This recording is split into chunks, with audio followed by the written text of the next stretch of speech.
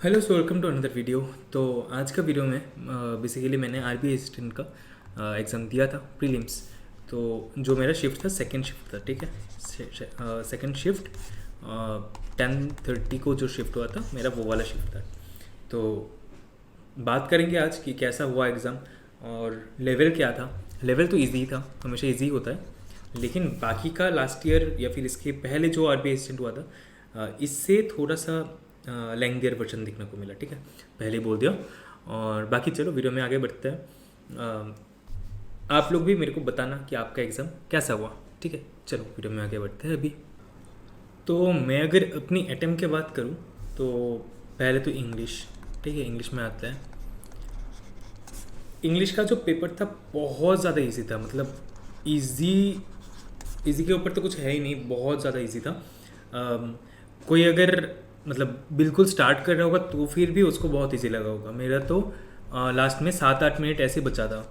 मैं बस उसमें चेक कर रहा था कि अच्छा कितना कौन सा वाला सही है कि नहीं। वैसे मैं चेक नहीं करता, तो थोड़ा बहुत चेक किया, उसके बाद थोड़ा रेस्ट किया। तो इंग्लिश बहुत ज़्यादा इजी था। मैं अपना अटैम्प्ट की बात करूँ तो 30 में से 30 मेरा अटैम्प्ट था, फुल अटैम्प्ट था, ठीक है। और एक दो लोगों से बात भी हुआ, वो लोग भी वही बोल रहे थे कि इंग्लिश बहुत ही ईजी था। तो अच्छा, जो पैराजम्बल है मैंने लिख के लाया। तो जो पैराजम्बल है उसका जो ऑर्डर होना चाहिए था, तो पहले डी, फिर सी, फिर ए, फिर एफ, और उसके बाद बी, ई, उसके बाद बी। तो ये होना चाहिए आपका पैराजम्बल का जो ऑर्डर था, ठीक है। अगेन मतलब बहुत ज़्यादा इजी सवाल था। क्वेश्चन पूरा पेपर बहुत इजी था। आरबीआई असिस्टेंट का बिल्कुल आरबीआई असिस्टेंट में जैसे सवाल आते हैं वही आया, ठीक है। तो उसके बाद चलते, और जो फर्स्ट शिफ्ट हुआ था उसका भी ऐसे ही था सीन, तो इजी था जो भी बोले। तो अभी चलो सेकंड, उसके बाद जाते हैं अपना क्वांट पे, ठीक है। अब क्वांट का बात करूँ तो देखो, एक तो मेरा इतना ज़्यादा प्रैक्टिस है नहीं, हाँ, इतने दिन से मैंने कोई प्रैक्टिस नहीं किया। क्वांट का एक सेक्शनल लगाया था मैंने टेक्स्ट बुक पे, तो बस वही दिया था मैंने, और तो कुछ दिया ही नहीं मेरे। तो मुझे लगा था कि मेरा स्पीड कम हो गया है, तो वही हुआ, स्पीड थोड़ा सा कम हो गया। मेरा अगर अटैम्प्ट की बात करूँ क्वांट में तो ये था 29, ठीक। तो 29 अटैम्प्ट था मेरा। इसमें आई थिंक मैं 32 तक कर सकता था, उससे ज़्यादा मैं मतलब कर ही नहीं पाता। 29 मैंने 29 में से मेरे को लगा कि डीआई जो है, डीआई कम दिया। एक अगर और एक अच्छा खासा डीआई दे देते, पेपर अच्छा होता। नॉर्मली ये आरबीआई असिस्टेंट का थोड़ा सा बोल सकते हो लेंथियर वर्जन देखने को मिला हमें क्वांट में से। जो लोग सिंप्लीफिकेशन में जैसे थोरूली करने जाते हैं तो उनको ये लेंथी लगेगा, सिंप्लीफिकेशन लेंथी लगेगा। क्यों? क्योंकि इसमें जो मल्टीप्लिकेशन या फिर जो भी दिया गया था, प्लस माइनस, एडिशन सब्सट्रैक्शन वगैरह, तो वो थोड़ा सा लेंथी था, ठीक है। अब अगर कोई ऑप्शन दिखेगा, जो ऑप्शन थे वो अगर कोई नोट डाउन करेगा तो उसमें देख सकते हो आप मैक्सिमम क्वेश्चन का जो ऑप्शन थे वो बिल्कुल डिफरेंट थे। मतलब क्या बोल सकते हैं, जैसे कि एक में मान लो कि 291, मैं ऐसे ही रैंडमली बोल रहा हूँ, ठीक है, मेरे को याद नहीं है कौन सा क्या था। तो 219,342 सपोज कर लो, कोई एक क्वेश्चन की बात कर रहा हूँ, 243,127 और 352 सपोज के 6, ऐसे कर लो, ठीक है। ऑप्शन ऐसा ऐसा आया था। तो अगर कोई ऑप्शन चेक करेगा ना, मैक्सिमम क्वेश्चन में ऑप्शन जो है वो बिल्कुल डिफरेंट था। यूनिट डिजिट का बात कर रहा हूँ।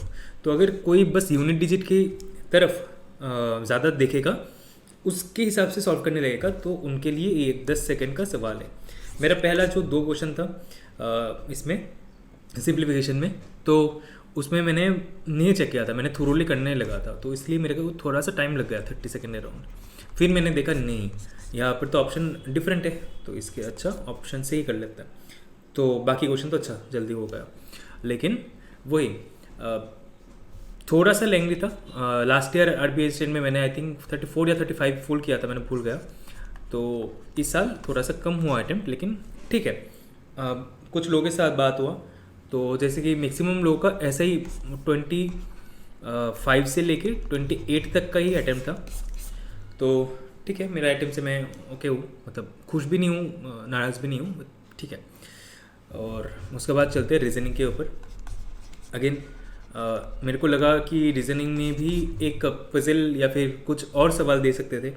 क्वांट में जैसे कि आपने वो क्वाड्रेटिक नहीं दिया यहाँ पर, एक नंबर सीरीज़ का क्वेश्चन था वो थोड़ा सा ट्रिकी, मतलब कि आरबीआई असिस्टेंट का कंपैरिजन में जो एग्ज़ाम का लेवल होता है उसके कंपैरिजन में थोड़ा सा ट्रिकी था।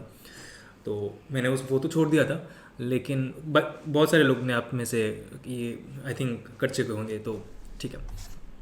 अब रीजनिंग का बात करते हैं, तो रीजनिंग वॉज अगेन ईजी, ठीक है, बहुत ईजी था। लेकिन वो मेरे को थोड़ा सा, देखो फिर से रीजनिंग में भी मैंने कोई प्रैक्टिस नहीं किया, एक सेक्शन लगाया था मैंने, बस एक सेक्शन लगाया था, तो उसमें भी मेरा 34 ही स्कोर आ रहा था, तो मेरे को लगा था रीजनिंग में सही होगा। लेकिन आज मैंने अटेम्प्ट किया 32। एक पजल में मैंने बहुत ज़्यादा टाइम वेस्ट कर लिया। और दिक्कत ये था, हमारा जो सेंटर था, सेंटर में से बहुत इतना गंदा सेंटर है ना, एग्ज़ाम सेंटर, मतलब इलेक्ट्रिसिटी चला गया मेरे उसमें, कुछ लाइट नहीं है, कोई खिड़की नहीं है, कुछ लाइट नहीं है। तो वही आई थिंक पता नहीं क्यों ऐसे सेंटर्स को मतलब सिलेक्ट करते ही है कि छोड़ो, मैं बोलना ही नहीं चाहता, बहुत गंदा सेंटर था।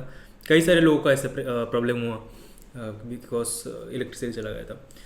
तो प्लीज़ अगर पहुंचा सकते हो कहीं कहीं पर ये वाले न्यूज़, थोड़ा सा सर आप लोग अच्छे खासे सेंटर दीजिएगा।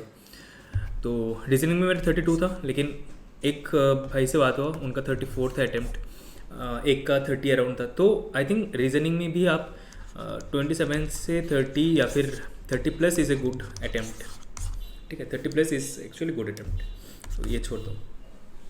तो रीजनिंग में आई थिंक वो एक 5 क्वेश्चन आया था, ये का जो वर्ड देके गए थे, जैसे कि सपोज कर लो, फिर से एग्जांपल के तौर पे देख लो, HOFBUN फिर IRK, ऐसा ऐसा 5 वर्ड दिया गया था।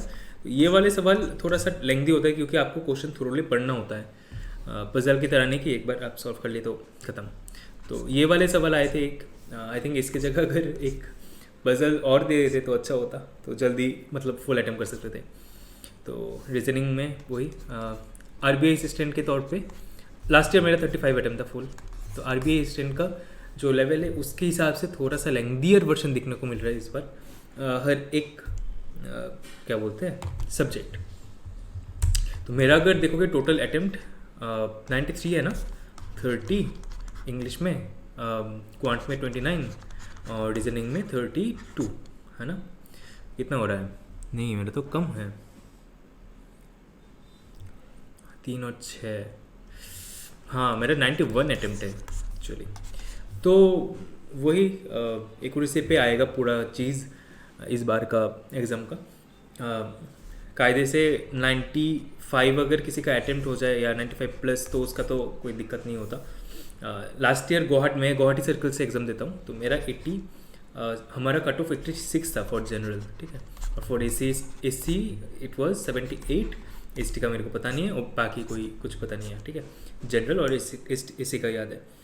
तो थोड़ा मतलब मेंस में भी मेरा सिलेक्शन हो गया था एक्चुअली, मतलब सिलेक्शन नहीं कि ओवरऑल कट ऑफ क्लियर हो चुका था, लेकिन सेक्शनल में मैं अटक गया था।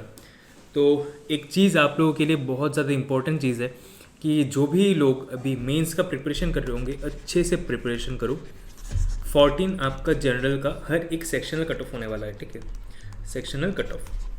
अब जीए, करंट अफेयर्स और कंप्यूटर, इन दोनों में स्कोर करना बहुत ज़्यादा इंपॉर्टेंट है। लास्ट ईयर मेरा ओवरऑल कट ऑफ क्लियर हो चुका था, लेकिन जो करंट अफेयर्स है उसका सेक्शनल नहीं निकला था मेरा, तो इसीलिए सिलेक्शन रह गया था।